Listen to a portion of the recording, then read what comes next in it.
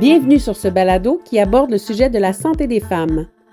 Le meilleur de soi propose des rencontres inspirantes avec des invités qui parcourent les différents piliers de la santé intégrative. Ils et elles partagent une vision holistique de la santé et font la promotion de la prévention pour nous aider à vivre pleinement. Je suis Evelyne Robert, animatrice, et ce que j'aime le plus, c'est de créer ces espaces de rencontres qui nous permettent de se questionner, de réfléchir et d'apprendre. Je vous souhaite donc d'être inspirés pour votre santé. Femme médecine, maman, massothérapeute psychocorporelle, accompagnante à la naissance et formatrice depuis toujours, mon invitée est une femme colorée, intuitive, curieuse et à l'écoute. Sa vision de la guérison et de la transformation personnelle est très créative, organique et vibrante. Avec ses années de pratique, elle a développé une approche unique en consultation qui rallie autant le massage, la relation d'aide, les sons, le chant et les produits de la terre. Bienvenue, Annick Baillargeon. Je suis tellement contente que tu sois là. Vraiment, vraiment contente de te recevoir. On dirait que tu es émue. Oui, je suis émue, je suis excitée. C'est plein de joie, hein? C'est vraiment plein de joie. Oh, je suis contente. C'est réciproque, vraiment. J'aurais pu ajouter à ta bio que tu es aussi quelqu'un qui a étudié en animation culturelle et qui a fait de l'organisation d'événements culturels pendant des années. Ça a été... Qu'est-ce qui s'est passé? Qu'est-ce qui s'est passé? Mais j'ai, depuis toujours, au secondaire, au cégep, le théâtre, l'impro, c'était vraiment des portes pour moi de créativité, d'être avec les amis, de vraiment honorer la scène. Puis j'ai eu la piqûre, comme on dit. Puis après, quand c'était le temps d'aller à l'université, je voulais étudier en communication, je voulais travailler à la télévision. Puis après, j'ai changé. Puis je dis, je vais aller faire mes auditions de théâtre. J'ai fait les auditions, ça n'a pas fonctionné. Donc après, je me suis dit, OK, je vais aller dans l'organisation événementielle. Je vais aller faire le programme d'animation recherche culturelle parce que c'est très large et vaste. Je peux travailler autant dans le communautaire, l'événementiel, l'organisationnel, bref. Et il y a une approche aussi sociologique en com. C'est comme un mélange.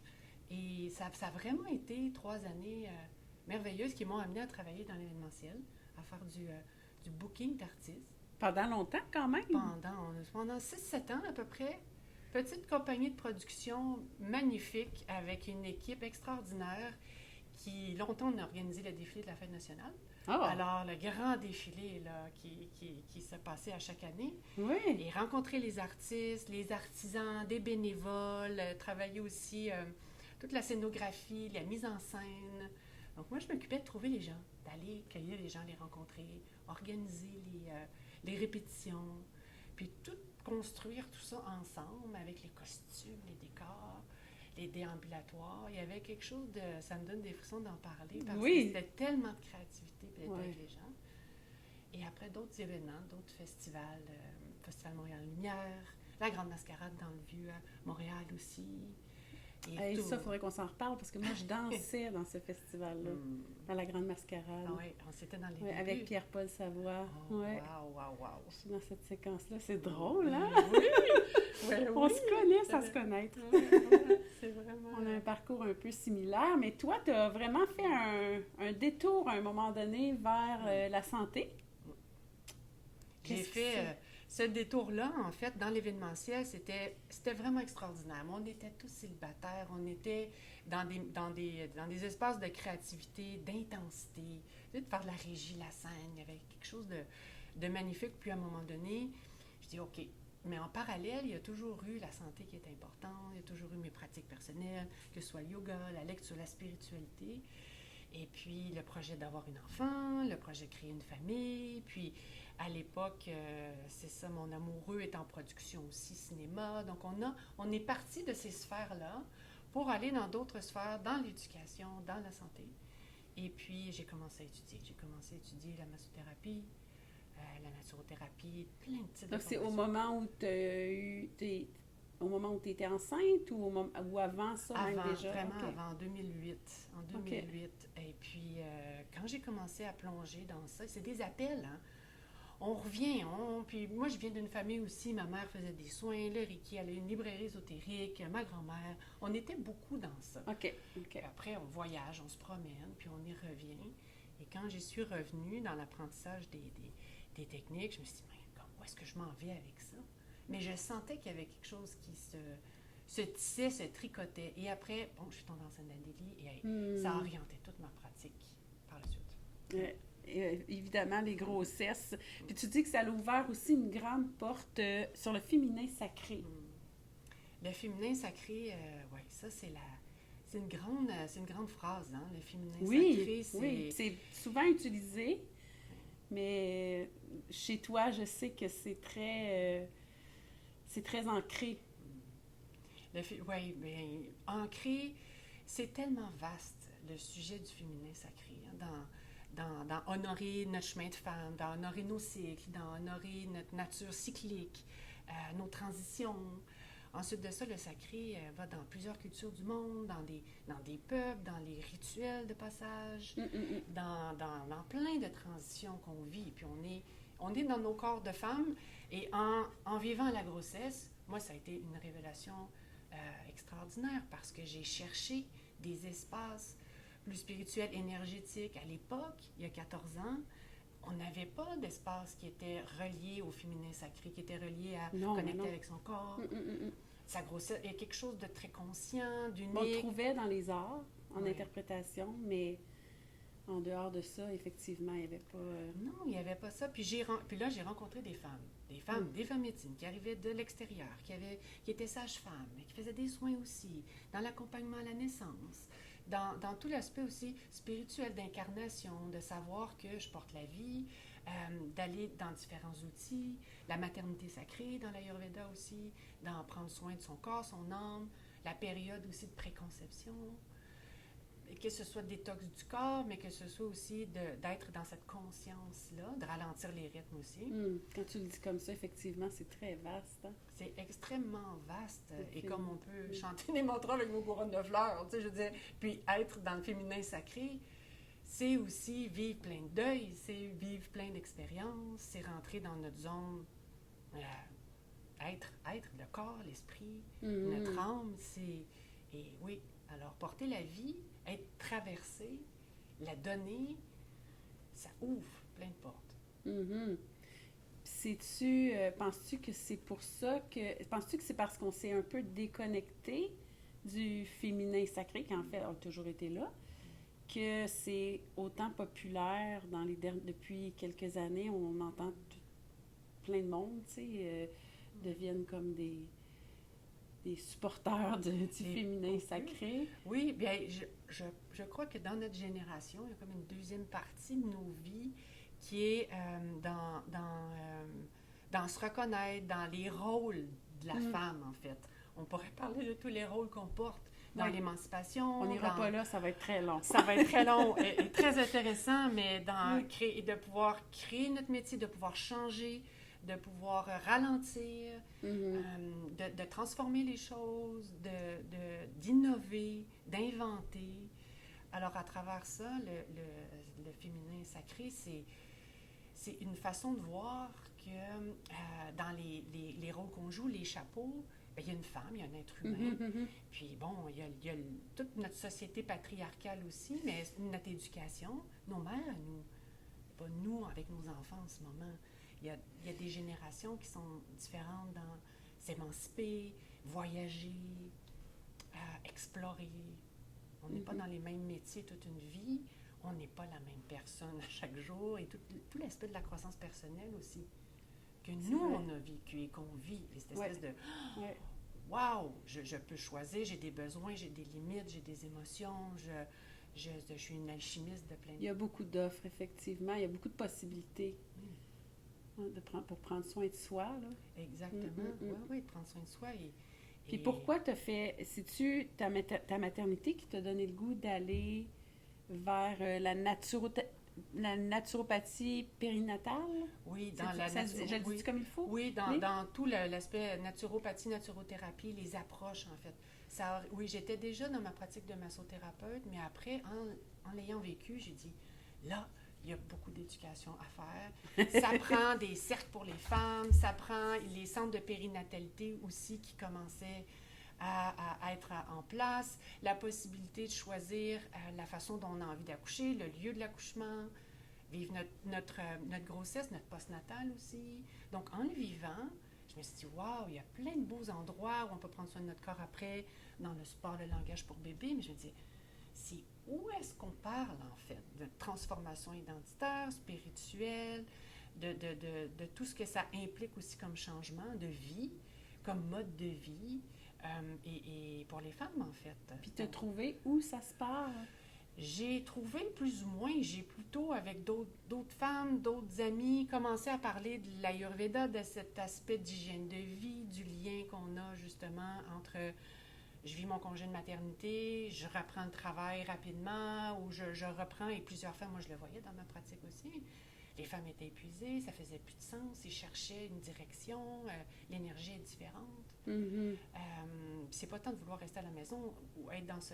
C'est plus...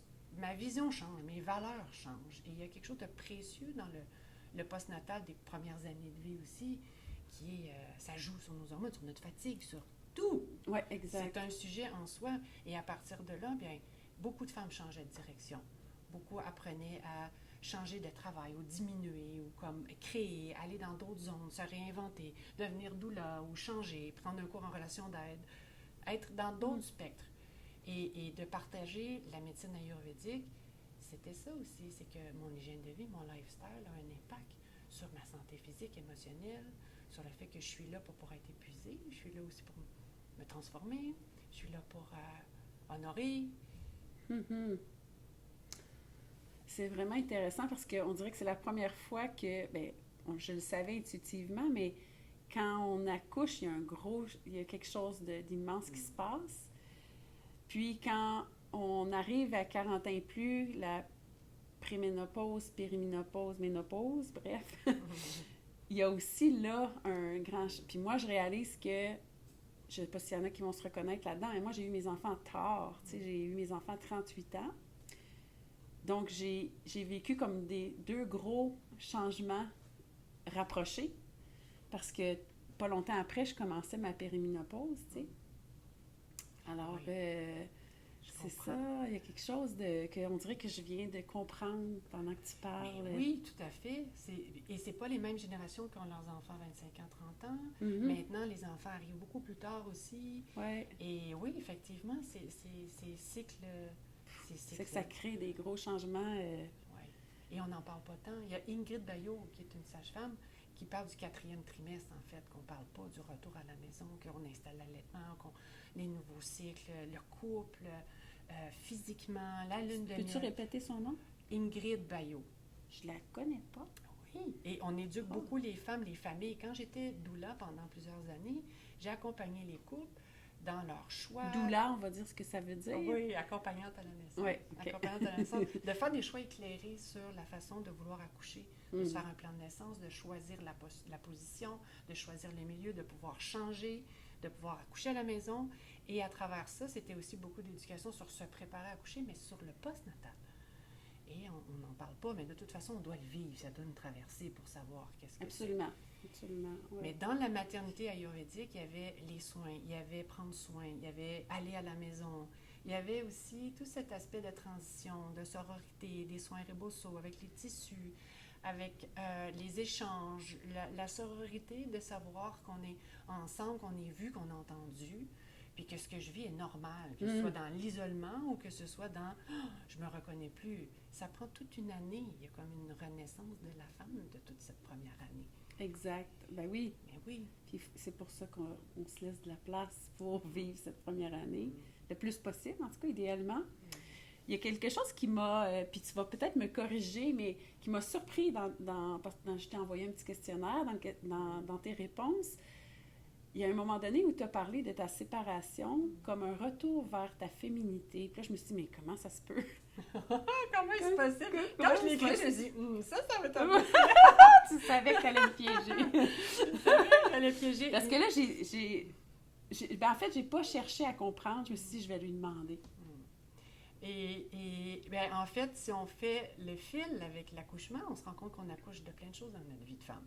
On accouche de projets, on accouche et la séparation a permis de me retrouver, en fait, après 12 années de relations, de parentalité, de se retrouver, de dire je suis qui comme femme après toutes ces années, le temps de se retrouver avec soi-même, d'avoir du temps, de me dire waouh, je suis rendue qui, au-delà de la thérapeute, au-delà de la maman, de pouvoir faire certains rites de passage. Avoir du temps, c'est aussi ramener un miroir devant soi, puis de faire comme oh, OK, quels sont mes besoins, quelles sont mes valeurs, quels sont mes non négociables, puis à travers ça, c'est du féminin sacré, c'est la féminité, on peut parler de sensualité, on peut parler de sexualité, on peut parler de créativité aussi. On parle de tantrisme, mais c'est pas tant juste dans plusieurs médecines du monde, on va parler de chi, d'énergie, de transformation. Alors, donc, le fait de t'être séparée, ça t'a donné de l'espace, finalement, on va dire ça, ben oui, pour te retrouver. Ben oui, on devient des nouvelles versions de soi-même. Puis là, j'aimerais que tu nous parles de tes... Tu as tellement raison, là, je le comprends maintenant. J'aimerais ça que tu me parles de tes approches corporelles ou psychocorporelles. Ouais. Les approches sont dans une vision très holistique, c'est-à-dire, dans mon travail de massothérapeute, il y a un mélange aussi de coaching, un mélange de relations d'aide. C'est sûr qu'avec les années, on a plein d'expériences, on a plein de formations, on sait très bien que maintenant, quand la femme, je dis la femme parce que beaucoup de femmes viennent me voir, elle arrive avec son corps, avec des émotions, avec un passage qui est là. Alors, le passage peut être un deuil, peut être une transition vers un nouveau travail, peut être j'ai envie de ramener les rides vers l'intérieur ou non, j'ai besoin de créer de l'espace. Okay. Alors, quand on prend le temps d'arrimer les intentions, de partager, d'aller faire du focusing, je ramène ça sur la table.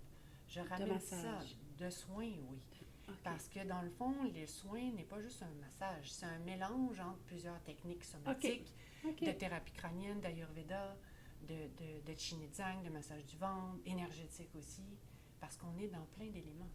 C'est sûr donc, c'est très ayurvédique, ou je vais dire, c'est très yogique même. Oui, c'est très, très yogique. Et oui, c'est une belle façon de le dire ça peut être l'aspect, c'est sûr, corporel, mais méditatif. Et quand on prend le temps, notre peau, là, c'est notre plus grand organe. C'est le plus grand organe. C'est lui qui pousse de l'intérieur vers l'extérieur. C'est lui qui sent les choses. Puis qui est formé à 8 semaines in utero. Donc, quand on touche quelqu'un, on y va dans l'énergie aussi. Puis quand on prend les huiles ayurvédiques, qui vont en fonction de la constitution, de la saison, des plantes qui sont différentes, la façon de faire le soin, on n'est pas dans les attaches-insertions, on est dans le thérapeutique, mais on est beaucoup dans un flow. Alors, c'est aussi très passionnant de parler de ça, parce que s'il y a un débalancement au niveau de l'anxiété, du sommeil, où je me sens éparpillée, j'ai froid dans mon corps, ma digestion est irrégulière, il y a un débalancement Vata. Alors, qu'est-ce que ça veut dire? Ça veut dire qu'il y a besoin d'ancrage, d'enracinement, et c'est souvent pris dans les hanches, c'est souvent au niveau de la tête. Donc, on fait certains mouvements dans un flow avec les huiles, on rééquilibre les choses. Donc, l'approche holistique, elle est dans cette optique-là. Et en utilisant les sons, les odeurs, les huiles essentielles, différentes techniques, parce que je ne suis pas toujours en mouvement. Des fois, on est dans un grand silence parce que je vais être à la tête, au crâne, mais on est dans les sens. Alors, on sort de la tête. C'est beau. C'est très... Pendant que tu parlais, je me disais, j'ai toujours été très intéressée par l'Ayurveda. J'ai lu des livres, j'ai été dans des boutiques, j'ai reçu des soins ayurvédiques aussi. Mais à chaque fois, je suis comme, oh my God, c'est bien trop compliqué parce qu'il faut prendre du temps. Puis pendant que tu parlais, je me disais, c'est ça que l'Ayurveda aurait pu m'enseigner si j'avais été à l'écoute, tu sais.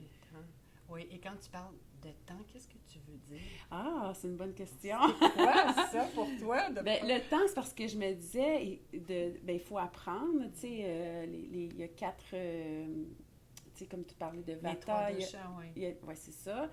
Ensuite, les plantes qui vont pour chaque, puis c'est tellement vaste, l'Ayurveda. C'est vraiment, vraiment vaste, l'Ayurveda. Puis moi, quand tu m'en parles, je suis comme, wow, c'est tout ça, c'est vraiment une chance. Oui, c'est vrai que c'est une médecine en soi. C'est une médecine avec D'ailleurs, j'ai pas été étudiée en médecine parce que c'était trop long.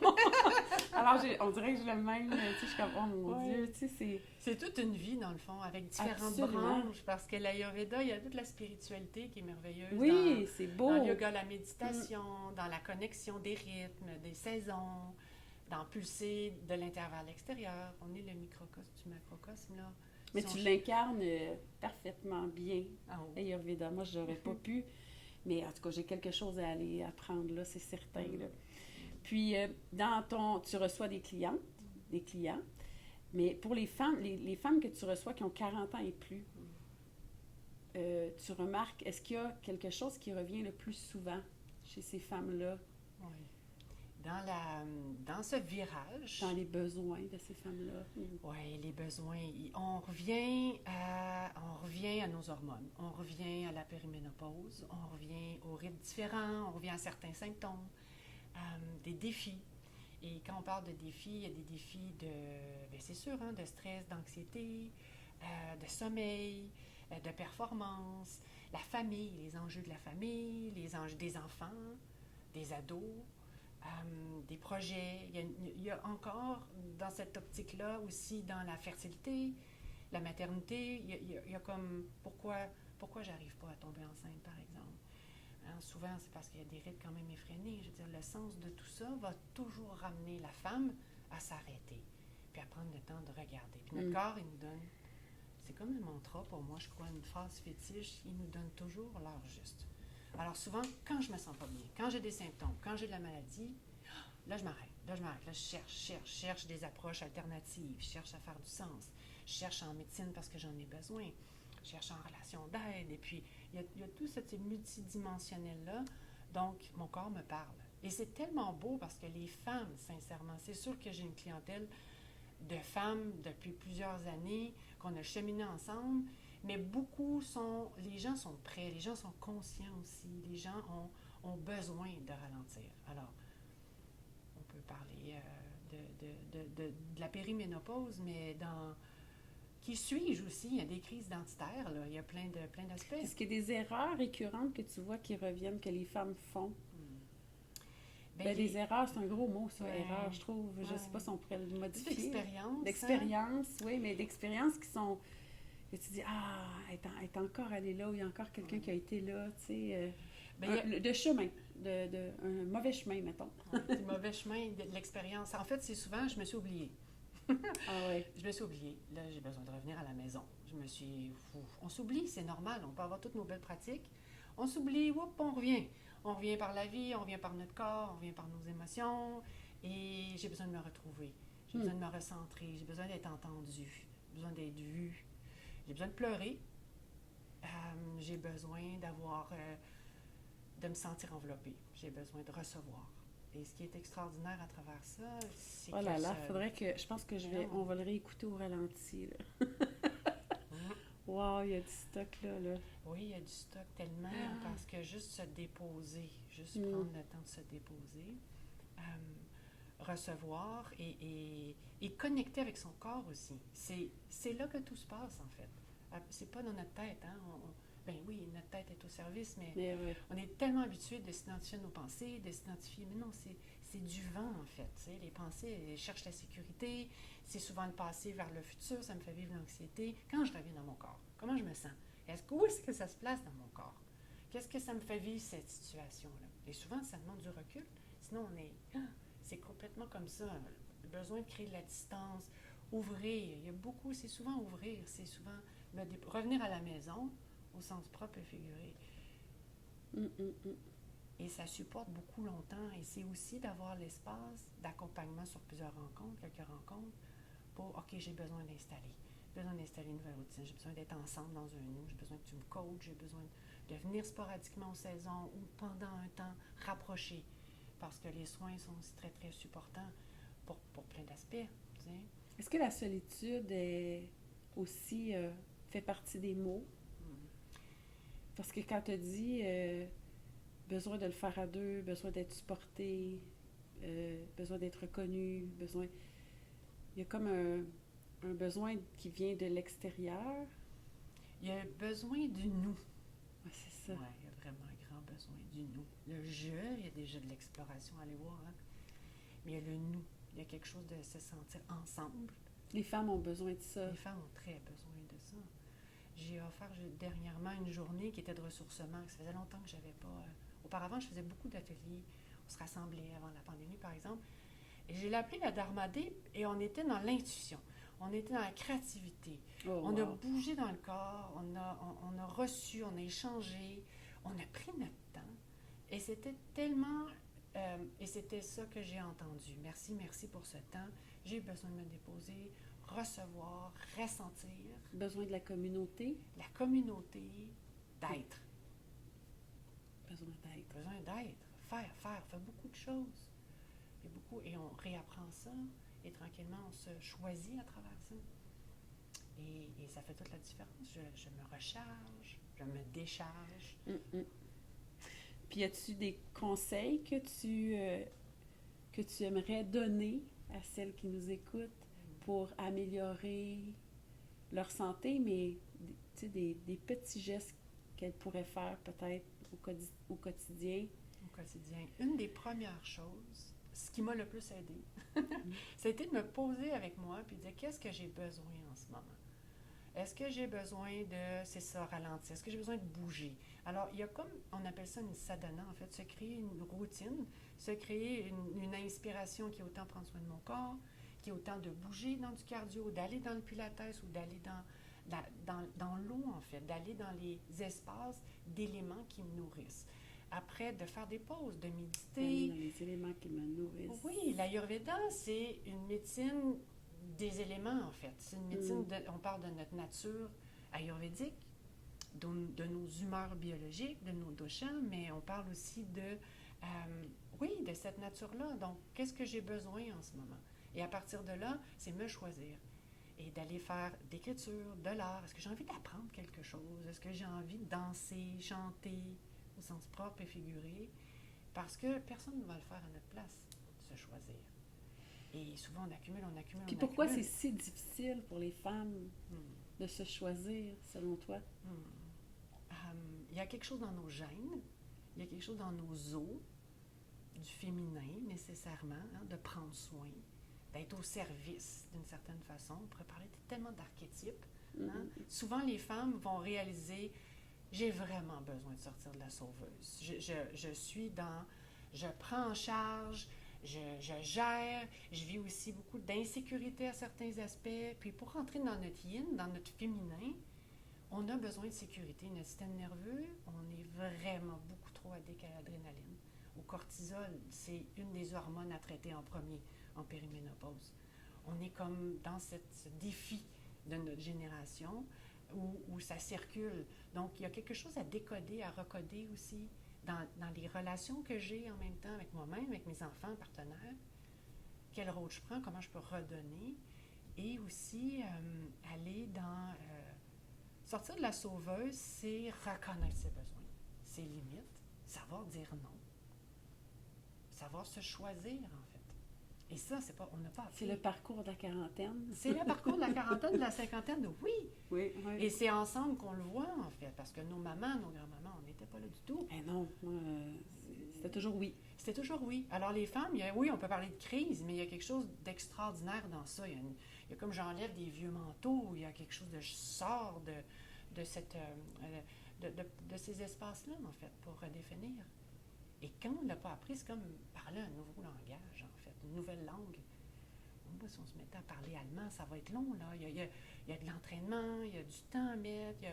Et quand on parle de sadhana, il y a aussi une rigueur, une discipline de prendre soin. Il y a quelque chose de juste s'arrêter pour ressentir, être dans la nature, sortir de la ville, du bruit. Donc ça, ce serait d'autres suggestions. Oui, donc on s'assoit, on écrit nos besoins, on sort de la ville. Dans le calme, dans ce qui me fait wow. On parle en Ayurveda du yoga des éléments. Parce qu'on est beaucoup entre quatre murs, selon les saisons. D'aller voir la montagne, d'aller toucher la terre, d'aller sentir, d'aller dans l'eau, dans tous ces éléments-là, dans des activités, mais aussi ressentir les choses que de faire, tu sais. Et ça, je me régénère. Dans mon champ énergétique, dans mon cœur, dans mes surrénales. Et à partir de là, mais je rentre dans une autre zone, on pourra en parler au niveau du cerveau, hein, très scientifique, quand je suis sur le cortisol ou avec l'adrénaline, qui est extraordinaire en soi. C'est qu'à un moment donné, on s'en rend plus compte. C'est ça. On est complètement sur le pilote automatique de ça. Ça va très, très bien. Ça va pas nécessairement bien. Ça apparaît dans le pouls, ça apparaît dans les yeux, au niveau de la langue, au niveau du ventre, au niveau de notre digestion. Tout est en train de dire, c'est serré, en fait. Ça étouffe, tu sais. Alors, il y a des wake-up calls. Utérin, dans notre santé reproductive. Et c'est vraiment le corps qui nous répond. Ça revient toujours à ça. C'est ça. Ça revient toujours et souvent. Parce que la tête a beau dire ça va bien, si le corps répond autre chose. Oui. Mais c'est beau parce que c'est de plus en plus présent et c'est magnifique à voir. Exactement, oui. Parce que dans ça, c'est la finalité de ça. Quand on rentre dans notre établissement, la notion du temps, on l'oublie. On fait des petits pas par petits pas, puis ça nous fait du bien, en fait. Puis, il y a une des choses aussi que tu avais mentionné, c'était de vivre des nouvelles expériences et de voyager. Oui, j'ai nommé ça. C'est féminin, ça? C'est très féminin. Et voyager, oui, voyager dans des destinations, voyager à l'intérieur, expérimenter des choses dans le corps, la danse, dans la cuisine, dans toutes sortes de formes d'art, voyager. Voyager, ça veut dire être réveillé, pour moi, en fait.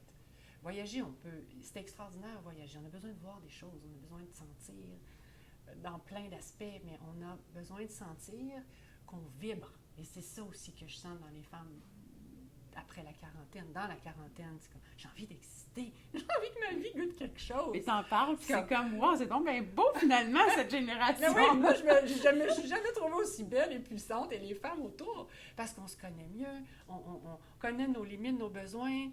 On n'a pas le choix nécessairement de ralentir, d'écouter notre corps et tout, mais on rentre dans l'archétype de la grand-mère, qui n'est pas très vieille. On n'est pas dans la vieillesse du tout, là.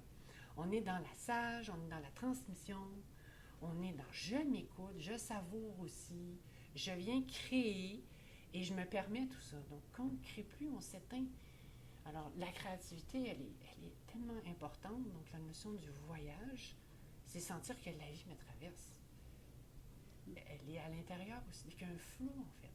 Puis, à travers les soins corporels que tu offres, il y a un voyage aussi. C'est ça. Et c'est pour ça que c'est tellement extraordinaire, parce que je suis touchée, il y a une danse. Ça répond à plein de choses. Oui, oui. Et quand on prend par exemple le tambour océan, qu'on entend, l'eau arrive, la mer, elle est là. Je suis en train d'être dans la mer, en fait. Ou quand je prends le tambour ou d'autres types d'instruments, ou des odeurs spécifiques, ou des parfums que j'aime bien appeler qui sont synergiques. Ou juste mettre les mains en imposition, créer du shaking, aller dans les tissus, descendre profondément, rajouter l'huile chaude. C'est multidimensionnel et c'est comme des initiations, en fait. Parce que on a beau, c'est magnifique apprendre plein de choses dans les livres, ou être ensemble en vidéoconférence ou dans notre mental. Apprendre, c'est tellement important aussi. Oui. Des nouvelles choses pour notre cerveau, pour notre joie intérieure, en fait. La joie. La joie, elle est où? Dans la découverte de nouvelles choses, oui, entre autres. Oui, oui. Et c'est souvent parce qu'on la perd un petit peu, parce qu'on est très occupé dans notre famille ou dans plein de choses, notre travail et tout. Mais il y a aussi une espèce, moi je le sens, là, parce que depuis quelques années, j'explore plein de choses. Puis il y a une espèce de... Je ne sais pas comment le nommer, là, mais c'est comme si la femme qui s'émancipe, je vais dire ça comme ça, qui essaye plein de choses, on va dire d'elle, elle est non mais perdue. Ah, oui.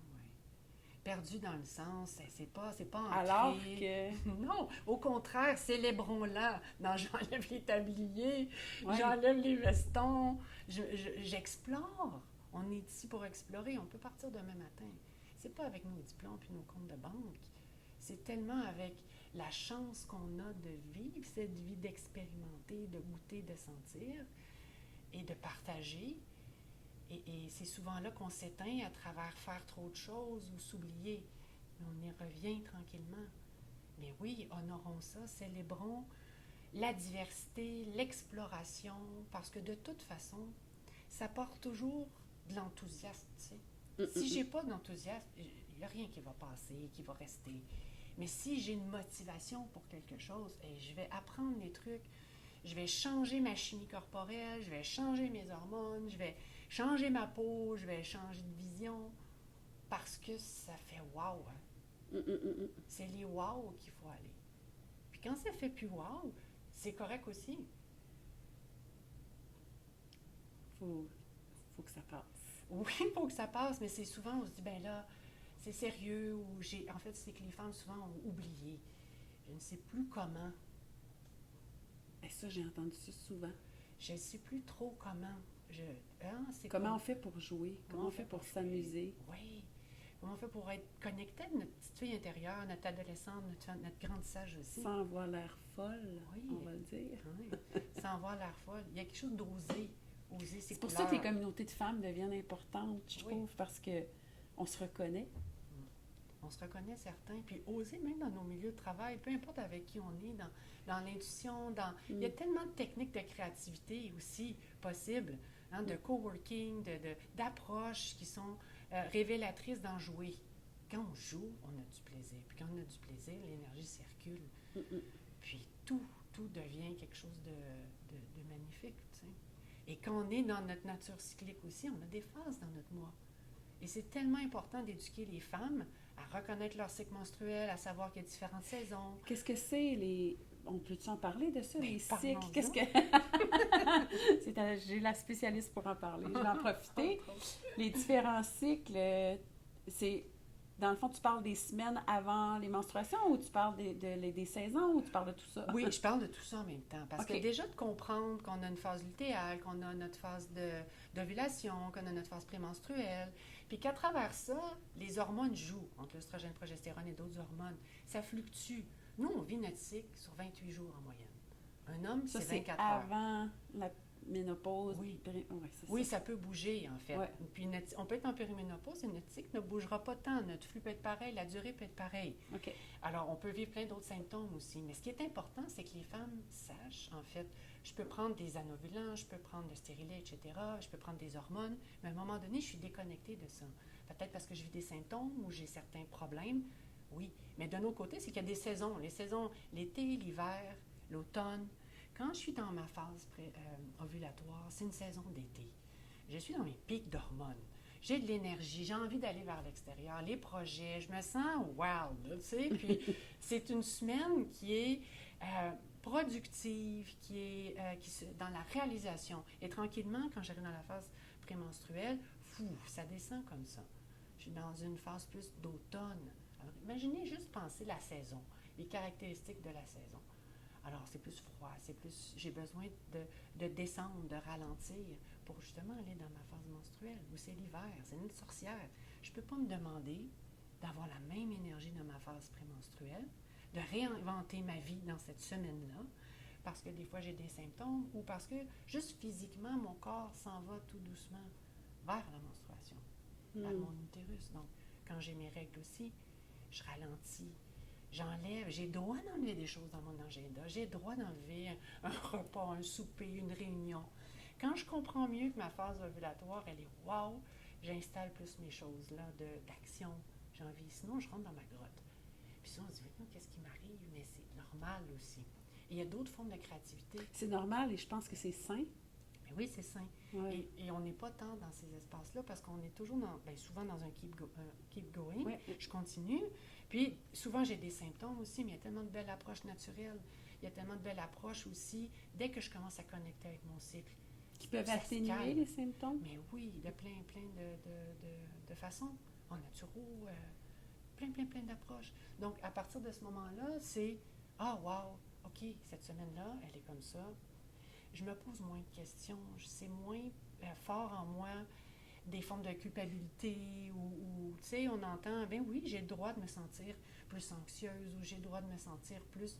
un petit peu plus de feu. » Parce que ça doit circuler. L'utérus, lui, va pulser avec l'énergie des reins. Dans la médecine ayurvédique chinoise, on va parler de ces énergies-là ensemble. Donc, c'est le catalyseur du moi, énergétique et physique. Et c'est essentiel parce que tout ça, c'est là pour qu'on puisse porter la vie aussi. Mais oui, Ça... Et qu'on puisse la vivre et la partager autour de soi, dans l'intuition, dans les rites, dans... Absolument, oui. On est des messagères de plein d'aspects, en fait. Puis après les menstruations, ce serait le printemps. Après les menstruations, oui, on commence dans un petit printemps. Alors, le printemps, c'est tout doux. Petite fleur prend soin, c'est encore sensible, c'est encore fragile. Tout, ça remonte mon énergie. Il y a quelque chose qui rise. On sent, il y a quelque chose. Et c'est souvent comme ça que ça se passe. Donc, quand on est dans cette écoute-là, beaucoup de choses changent. Dans mon énergie, physiquement, dans mon sommeil, dans mon humeur et ma créativité. Parce qu'il n'y a plus de culpabilité. Oui, de culpabilité, puis de... Il y a une compréhension. Oui, je ralentis, j'écoute. Moi, c'est dans ma phase menstruelle que j'ai le plus d'inspiration, puis c'est là que je crée le plus. Dans la phase hiver. Oui, d'introspection. Et j'aurais jamais pensé ça quand j'ai commencé à faire des corrélations. Je vais venir plus écrire, il y a plein de façons, je vais prendre des plantes. Parce que tu as été à l'écoute.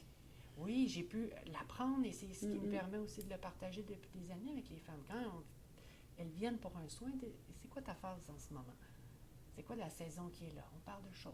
Okay, comment ça se passe? On accorde le soin. Quelqu'un qui est en périménopause ou préménopause, là, je suis un peu mêlée dans les termes, mais si je te dis ça fait 45 jours ou 60 jours que je ne suis pas menstruée. Oui. Quand on arrive avec ça, on porte le monde. Ça fait 40 jours que je porte des choses, mais ça... Et souvent, les femmes vont dire « Oh! » Et ça dépend comment je le vis. Il y en a qui vont vivre très bien. Il y en a qui vont sentir une grande fatigue. Il y en a que ça va dépendre comment la personne va arriver. Mais parce qu'on peut ne pas avoir eu de règles depuis 40 jours, 60 jours, mais l'utérus est comme en dormance aussi. Mais oui. Mais oui. Puis après, il peut commencer à porter des choses, on peut sentir ça, donc on peut, et énergétiquement, même si on a eu hystérectomie, qu'on n'a plus notre utérus physiquement, énergétiquement, c'est là. C'est là, je ressens des choses, je suis connectée, je peux avoir mes ovaires, je ne peux plus avoir d'utérus, par exemple, mais mes hormones sont toujours là.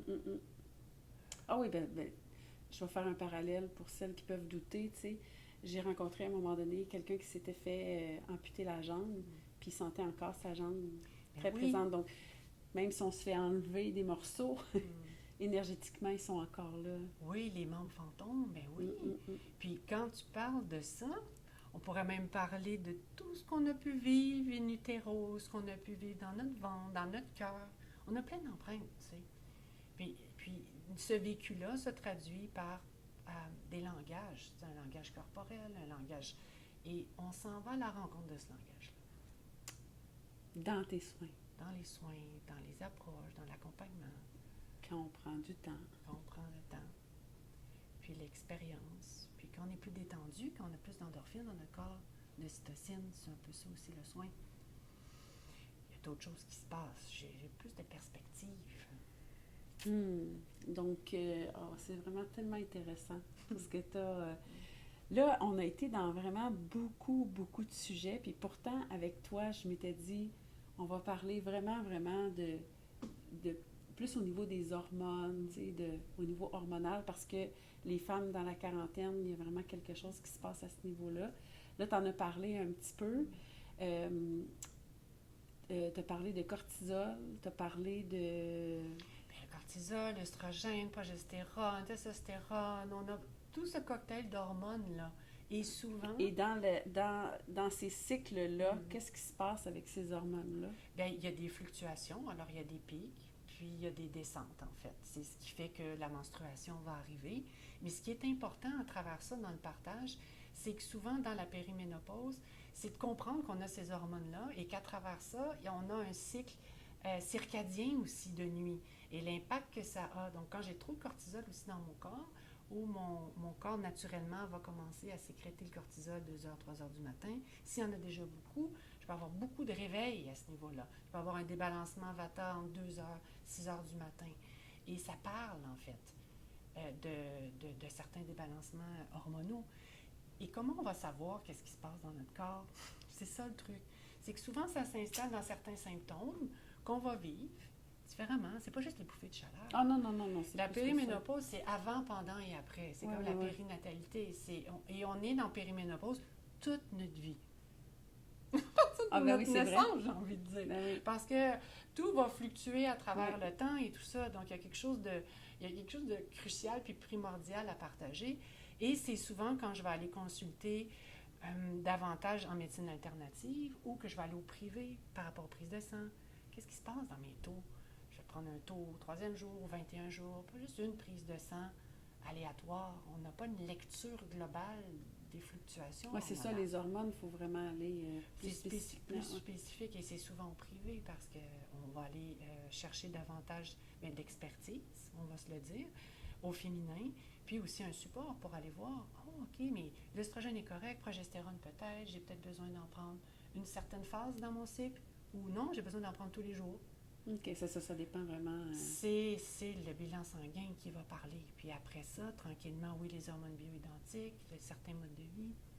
Et tout ça ensemble, ça fait une approche globale. Pourrais-tu me décrire Vata, Pitta? Kapha. On parle des 3 doshas. On s'amuse avec ça. Oui, les 3 doshas. Alors, en Ayurveda... Après ça, j'ai une autre grosse question. OK, qui s'en vient. On s'en va. Alors, déjà, l'Ayurveda va regrouper une nature ayurvédique selon des doshas qu'on appelle en sanskrit, qui veut dire que c'est constitution. Alors, la constitution, on y va avec les 5 éléments et on les définit par 3. Donc, le Vata, le Pitta et le Kapha. On peut entendre Kapha aussi. Alors, le Vata relie l'élément air et éther. Alors, c'est du mouvement dans le corps. Le Vata, c'est le péristaltique, c'est la respiration, c'est l'énergie. On a différents vents dans le corps, c'est aussi notre façon d'être en vie, de la circulation de nos fluides et tout. Alors, quand on a trop d'air et d'éther, si on fait le jeu, là, on pense à l'air, l'élément, puis l'éther, à quoi tu penses? C'est quoi les images qui te viennent en tête quand il y a trop de vent, quand il y a trop d'espace? Beaucoup de souffle. C'est le souffle. Oui, le souffle, on peut être éparpillé, on peut être comme un peu une girouette. La tornade. Ouais. Moins de focus, plus froid dans le corps, plus de raideur aussi, parce que ça monte. Du mouvement, beaucoup. Oui, du mouvement, puis c'est tout ouvert, en fait. Alors, il y a des belles qualités au Vata. Très créatrice, très artistique, très sensitif, empathe aussi. Je vais sentir beaucoup les choses, je vais aimer la créativité, je vais aimer le mouvement. Mais quand c'est dans l'excès, parce qu'en Ayurveda, on va toujours traiter les excès. Je me sens éparpillée, fatiguée, anxieuse. C'est beaucoup le système nerveux, le Vata, quand il est en excès. Alors, je vais avoir des raideurs dans mes hanches, dans ma nuque. Je vais avoir peut-être des acouphènes, une sensibilité au bruit. Je vais avoir ça va être irrégulier. Alors, ma digestion, mon sommeil, mes émotions, ça va se promener comme ça. OK. Alors, ça, c'est le Vata. Alors, lui, il a besoin de s'ancrer, s'enraciner, de chaleur. Autant dans son alimentation, dans ses activités, que dans son quotidien, en fait. Parce que quand on est débalancé Vata, tout le monde. Hein, tout le monde est en excès de Vata dans notre société actuelle. Même si ce n'est pas ton dosha primordial, on a toujours 2 doshas qui chevauchent, qui sont ensemble. Des fois, on est tridoshique avec les 3. Alors, le Vata s'en va comme ça. Alors, lui, enraciné, réchauffé, ancré. Ensuite, on a le Pitta, le beau Pitta, qui est le feu. Le feu et l'eau. Alors, le feu, c'est beaucoup dans l'abdomen. C'est beaucoup Ani. Ani veut dire feu digestif. Alors, dans ces éléments-là, la femme Pitta, elle a beaucoup de leadership. Elle est physiquement moins filiforme que le Vata, tout mince, vraiment tout petit. La femme Pitta va être plus de nature athlétique, va avoir plus des mâchoires carrées, une peau un peu plus rouge, du chaud. Ça a du chaud. Il y a du charisme, il y a une facilité à parler, c'est des bonnes vulgarisatrices, des leaders aussi. Va aimer transformer les choses. OK. Les visions, c'est que je m'en vais là. Alors, quand il y a trop de feu, quand il y a trop d'eau, qu'est-ce qui se passe? Qu'est-ce qui peut se passer? Bien, il manque d'ouverture, il manque de flexibilité, il manque de mouvement. Comme la rigidité, il y a du chaud, il y a de l'impatience, il y a de l'irritabilité, il y a de l'acidité, il y a de l'inflammation. Aussi, dans le corps, oui. Ça fait un peu comme un feu. Tu sais, on peut avoir un beau feu parfait, on peut avoir des petites braises où c'est éteint, j'ai pas de feu, donc ma digestion, ça va pas bien. Mais quand on a du feu en surplus, j'ai de l'acidité, j'ai de l'inflammation, j'ai de l'irritabilité. C'est comme... J'ai comme une petite cocotte minute, là. Ça fait comme ça. Alors là, je vais me rafraîchir. Oui. Rafraîchir, nommer, prendre le temps. C'est souvent les femmes Pitta qui vont brûler un petit peu la chandelle par les deux bouts. Mhm. Beaucoup de direction, beaucoup de chevaux, des projets. Juste, j'en enlève un petit peu parce que ça va souvent à l'épuisement, à la fatigue. Donc, ça prend de l'eau, ça prend de l'espace, ça prend une méthodologie aussi. De lâcher prise. Puis une alimentation fraîche, plus végétarienne. Ah ben oui, parce que là, on va aller Ouais, on va aller calmer le tempérer. feu. Les épices vont être plus fraîches, on va avoir moins d'activités de compétition, plus d'ancrage. J'ai besoin de libérer beaucoup d'énergie chez les personnes Pitta. Donc, je dois trouver des directions. J'aime ça le mouvement, mais quand je le fais trop, je vais tomber très fatiguée, puis je peux aller dans le kappa, qui nous amène dans le troisième. OK. Alors, le kappa, c'est l'eau et la terre. OK. Alors, les caractéristiques de la terre, c'est très ancré, très enraciné, ça nourrit. C'est là qu'on est solide. Il y a de l'immunité, il y a plein de possibilités. Puis l'eau, c'est aussi des écosystèmes, c'est l'élément. Mais quand il y a trop d'eau et trop de terre, qu'est-ce que ça t'amène à voir à l'intérieur de toi? La boue. Oui, ça crée de la stagnation. Ça fait comme un marécage. C'est comme, il y a comme quelque chose qui est trop. Alors, c'est plein, c'est complet. Alors, souvent, Finalement, c'est pas si compliqué, l'Ayurveda. Non. T'es donc bien une bonne pédagogue. ben oui, C'est- quand on s'amuse avec les éléments, les Oui. saisons, on peut trouver plus de qualificatifs. Donc, quand il y a trop d'eau, de terre, Debout. le corps parle. Je suis très fatiguée, mon transit est hyper lent, j'ai de l'eau dans mon corps, j'ai plus de mucus, j'ai plus de muqueuse, j'ai plus de sensibilité. Je rentre dans une zone un peu de je m'en foutiste, j'ai envie de dormir, j'ai envie de manger huileux, j'ai envie de manger sucré. Et là, c'est là que j'ai besoin d'équilibrer dans le fond. Alors, comment on équilibre? C'est je ramène du mouvement, je ramène une direction. Parce que souvent, les personnes kappa en excès vont avoir, c'est ça, beaucoup de problèmes ORL, beaucoup de mucus. Ouais, c'est là que ça va se passer davantage. Le froid dans le corps aussi. OK. Fatigue. Et là, j'ai besoin d'activer. J'ai besoin d'arrêter de tourner à 360 degrés toutes les choses, de procrastiner. J'ai besoin de passer à l'action. Nommer me choisir, bouger. Alors, physiquement, les personnes kappa ne vont pas aimer le mouvement, le sport, recommencer. C'est plutôt introverti. Ça va aimer prendre soin. C'est beau, c'est très solide, le kappa. C'est très monocorde aussi. Mais là, elles ont besoin, ces femmes-là, d'activer. Alors, on va faire des soins de farine, d'exfoliant, d'où des massages. C'est moins longtemps, il y a moins d'huile. On ne peut pas mettre trop d'huile dans le corps est déjà plein d'eau. OK. Alors, on va travailler différemment. On va faire des kabbalabhati, on va faire de la marche rapide, on va manger des céréales plus sèches, quinoa.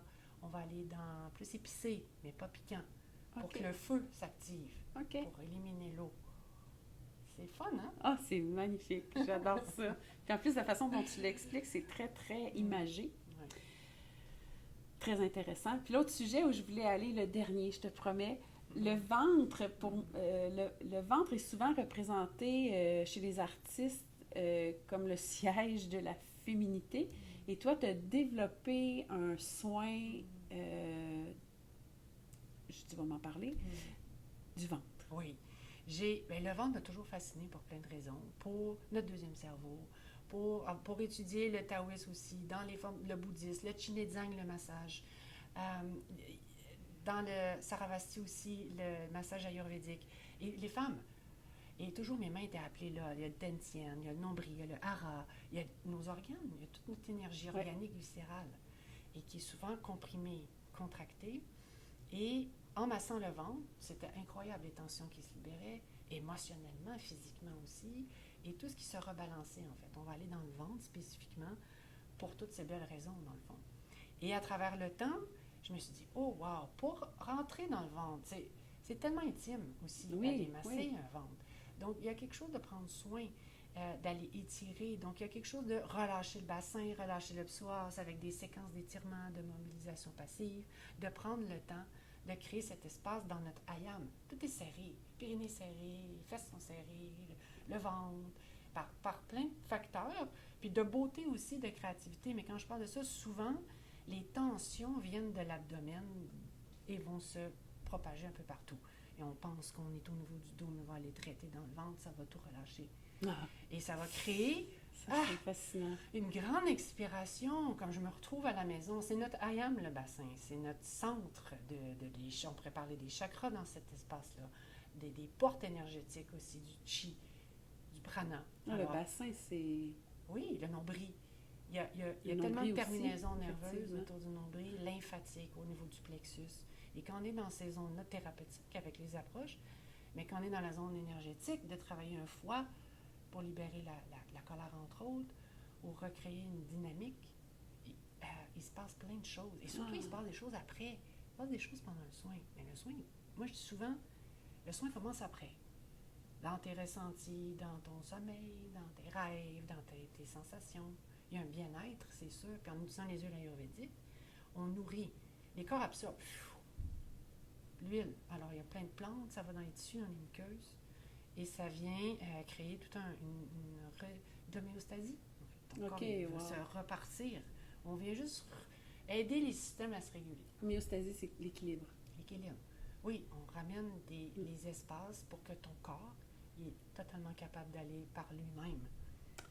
Et oui, alors j'ai créé ce massage qui est un mélange de... Et tu enseignes aussi? Oui, j'enseigne plein de thérapies manuelles ayurvédiques qui sont reconnues par les associations professionnelles, massothérapeutes, depuis plusieurs années, et plein de soins ayurvédiques pour ramener cette pratique-là aussi dans un next level. Hein. On a plein de belles pratiques comme massothérapie, différentes approches énergétiques, biomécaniques, thérapeutiques, mais l'Ayurveda, et quand on mélange ces façons somatiques de travailler, il y a une beauté extraordinaire. Je veux dire, la personne, elle se connecte à elle-même, elle est capable aussi de dire « Ah, mon va-tête est balancé, mon pita, puis je vais prendre soin. » Puis il y a de l'éducation qui se fait, il y a de l'accompagnement. Beaucoup les femmes sont rendues dans... j'explique dans cette vision-là de la massothérapie, on n'est pas juste dans les muscles, les insertions, on n'a plus envie, là, il se passe des choses dans le corps des gens d'une certaine façon. Ça dépend de ton approche. Et quand je dis on n'a plus envie, c'est que quand il se passe quelque chose dans le corps, il y a quelque chose qui est en train de parler d'une certaine façon. Donc, c'est plus juste question des muscles. C'est plus juste question de tension, de posture. Oui, c'en est une. Mais c'est global, tout ça ensemble. Absolument. Parce que j'ai traité autant des athlètes, autant des femmes, des danseuses, des artistes, toutes sortes de personnes qu'au final, prendre conscience de « Oh, mes pensées, ça va les transformer en émotions. Mes émotions, c'est des hormones. Les hormones, c'est de la chimie. » Alors, ça s'installe. Et quand on est à l'écoute de ça, c'est comme « Ah, mon corps est en train de me parler. » Quelle chance ils ont, ces thérapeutes, de faire tes cours. Wow! C'est des initiations. Wow, moi, c'est j'aime beau. faire vivre ces initiations-là, de recevoir la thérapie. Quand on fait le Shirabhyanga, le massage indien de la tête, pendant tout un week-end, on est huilé toute la fin de semaine. Alors, on la vit, la thérapie. Et on dort et on parle le lendemain. Puis on va aller faire des exercices dans le corps, des exercices de méditation. Puis après, on va aller apprendre les manœuvres, on va les recevoir, les donner. Et c'est toute une expérience. Parce que you have to feel to heal. Je ne sais pas comment dire en français. Hey, je l'ai Faut traduit. sentir pour... Je l'ai traduit parce que j'ai dit, je vais lui demander, tu as besoin... sentir. Tu as besoin de ressentir pour prendre soin de toi. Quelque chose comme ça.